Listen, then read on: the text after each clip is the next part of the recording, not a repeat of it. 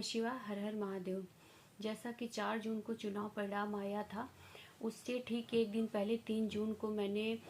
चुनाव परिणाम और मोदी जी की कुंडली के बारे में जो प्रिडिक्शन किया था वह 100% सही साबित हुआ। जबकि मीडिया में उपलब्ध किसी भी ज्योतिषी का प्रिडिक्शन सही नहीं साबित हुआ,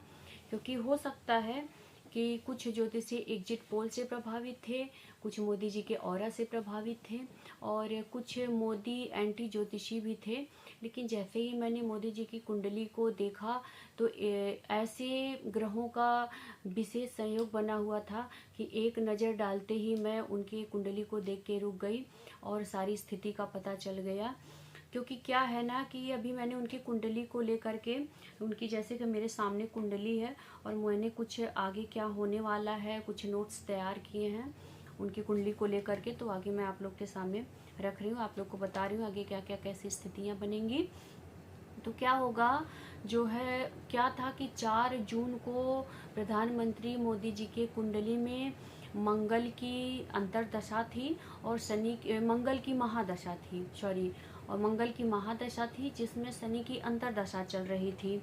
तो क्या है ना कि ध्यान देने वाली बात ये है कि शनि अपने दशा अंतर्दशा ढैया 7.5 में जो है हर व्यक्ति के, हर किसी भी कोई भी इंसान हो सकता है, जातक के कर्मों का हिसाब करते हैं। और क्या है ना कि ये हमारा जो 2024 है ये शनि का साल है, तो ये तो बहुत क्लियर हो गया कि शनि का साल है तो हर चीज़ न्यायपूर्ण होगा। और क्या था कि चुनाव के उस दिन जो है मोदी जी के लिए चुनाव की स्थितियां बहुत कठिन भी थी, जो कि मैंने पिछले वीडियो में बता दिया था कि क्यों और किसके वजह से होगा। अगर शनि की अंतर्दशा में मोदी जी प्रधानमंत्री नहीं बनते, वो सत्ता से बाहर हो जाते, उनकी कुंडली मेरे पास यहाँ पे रखी हुई है और स्थितियाँ मैंने बताया था कि अगर वो सत्ता से बाहर हो जाते तो उनकी ईमानदारी सवालों के घेरे में आ जाती। लेकिन जो कि क्या था कि शनि की अंतर्दशा में एनडीए को स्पष्ट बहुमत प्राप्त हुआ,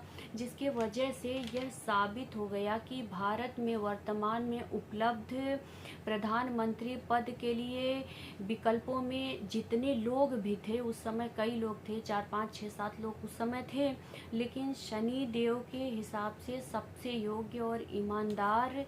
जो व्यक्ति थे वो मोदी जी थे। तो मोदी जी उस शनि के हिसाब से मोदी जी प्रधानमंत्री बने और सरकार बनाने के लिए पर्याप्त बहुमत उठा पटक के बाद हुआ, क्योंकि यह शनि के कारण हुआ था और विषयोग भी बना हुआ था, कई ग्रह स्थितियाँ ऐसी थीं जिसके वजह से ये हुआ था। और क्या होगा कि अभी 2025 शनि जो है 30 जुलाई को जो है 2025 को शनि का ढैया ख़त्म हो जाएगा, वृश्चिक राशि पे शनि देव की ढैया ख़त्म हो जाएगी, बीजेपी की कुंडली से शनि की ढैया ख़त्म हो जाएगी, तो आधा मानसिक तनाव इसकी वजह से तो कम हो ही जाएगा। तो अभी जैसे बहुत से लोग ये बोल रहे हैं कि 2 महीने सरकार रहेगी, 3 महीने सरकार रहेगी, तो ऐसा कुछ नहीं है। अगले 2025 मार्च तक तो स्थितियाँ ऐसी नाजुक रहेंगी और पंचम में गोचर में जो है प्रधानमंत्री मोदी जी के कुंडली में राहु है,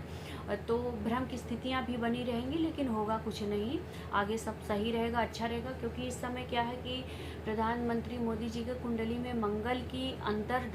की दशा में बुध की अंतर्दशा चल रही है और बुध उनके अच्छे हैं और ज़्यादा, क्योंकि क्या है कि लग्न के उनका लग्न वृश्चिक लग्न है, तो वृश्चिक लग्न के मालिक मंगल हैं, तो बुध और मंगल की स्थिति ठीक है, तो वो भी उनके लिए ठीक है, फेवर में है। और क्या था कि जिस दिन 4 जून को परिणाम आया था उस दिन मंगल की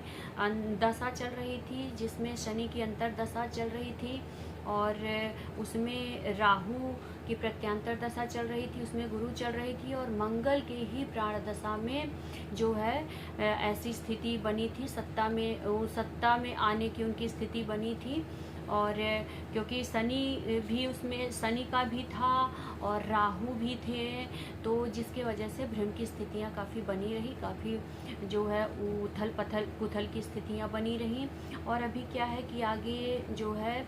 30 तारीख को 30 जून को शनि वक्री हो जाएंगे। तो प्रधानमंत्री मोदी जी की कुंडली में वो चौथे घर का फल ना दे करके तीसरे घर का फल देंगे। तो क्या होता है ना कि जब शनि तीसरे घर का फल देते हैं किसी भी व्यक्ति के कुंडली में वक्री होते हैं, तो वो ये दिखाना चाहते हैं कि आपने जो पिछले टाइम में पास्ट में जो आपने गलतियां की हैं या जो आपने अधूरे काम छोड़ा है उसको आप पूरा करिए। तो जिसको ले करके ऐसी स्थिति बन सकती है, क्योंकि क्या है कि 3rd हाउस में मोदी जी की कुंडली में शनि की राशि है, और शनि जो है लेबर कास्ट को प्रेजेंट करते हैं। तो लेबर कास्ट को लेकर के कुछ बड़े फैसले भी मोदी जी कर सकते हैं, ऐसी भी स्थितियां बनेंगी। और क्या होगा कि मंगल में उनके बुध हैं, और जिसके वजह से क्या होगा कि उनके पार्टी में और निर्णय तो लेंगे बहुत अचानक, बहुत बड़े बड़े, क्योंकि पंचम में इस समय उनके मोदी जी के कुंडली में राहु चल रहे हैं, और राहु हैं भी, आश्चर्य की बात है, गोचर से भी चल रहे हैं और राहु हैं भी, जिसके वजह से अचानक बड़े बड़े फैसले लेंगे। तो उसके वजह से उनके पार्टी में जो भी जितने भी लोग हैं उन लोगों के बीच में उथल पुथल की स्थितियां बनी रहेगी, लेकिन ज़्यादा कोई दिक्कत की बात नहीं है। और अभी मोदी जी की अगर आप कुंडली देखिए तो उनके शुक्र बहुत मजबूत है, राजयोग बना के बैठे हैं, और उनके घर में विदेश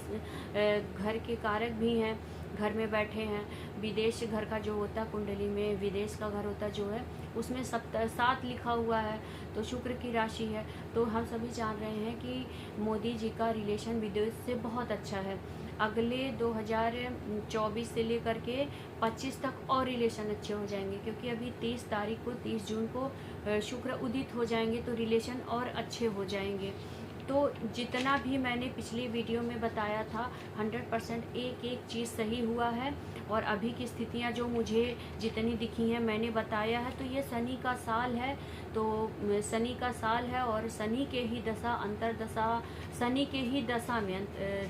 दशा तो मंगल की थी, शनि के अंतरदशा में और शनि के ढैया में प्रधानमंत्री मोदी जी सत्ता में आए हैं। तो फिलहाल उनके जो है उसमें ईमानदारी पे कोई हमें शक नहीं करना चाहिए। ओम नमः शिवाय, हर हर